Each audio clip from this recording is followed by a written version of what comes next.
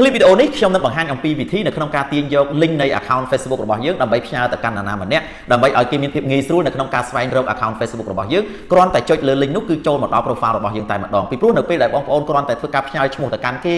ឬក៏យើងធ្វើការ screenshot នៃឈ្មោះ account Facebook របស់យើងទៅឲ្យ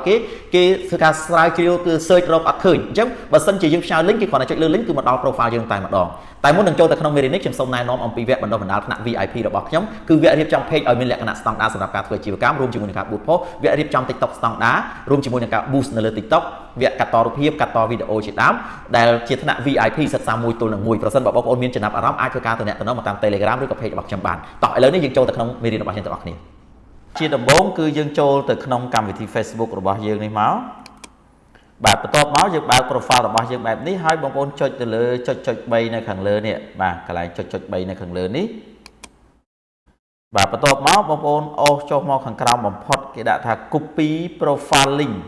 បាទអញ្ចឹងបងប្អូនចុចនៅកន្លែងហ្នឹងមក copy profile link ហ្នឹងមកបាទអញ្ចឹងមានន័យថាវាបាន copy ហើយរួចហើយបងប្អូនទៅបើក Messenger ដូចថាយើងត្រូវផ្ញើទៅឲ្យនរណាម្នាក់អញ្ចឹងណាបាទយើងឆាតទៅជាមួយអ្នកណាអញ្ចឹងយើងចុចនៅក្នុងប្រអប់នេះទៅបាទអញ្ចឹងយើងគ្រាន់តែសកត់វាឲ្យជាប់ទៅកន្លែងហ្នឹងឬហើយយើងផាសវាមកបាទសំទោសបាទយើងសកត់វាឲ្យជាប់ហើយចុចផាសនេះបាទរួចហើយបងប្អូនចុចបញ្ជូនទៅបាទអញ្ចឹងភាគីម្ខាងទៀតគេគ្រាន់តែចុចទៅលើ link ហ្នឹងណាបាទចុចទៅលើ link ហ្នឹងទៅគឺចូលទៅដល់ account Facebook របស់យើងបានតែម្ដងបាទនេះបាទគឺមានន័យអញ្ចឹងណាបាទអញ្ចឹងអានេះគឺជាវិធីដែលងាយស្រួលនៅក្នុងការឲ្យគេស្វែងរក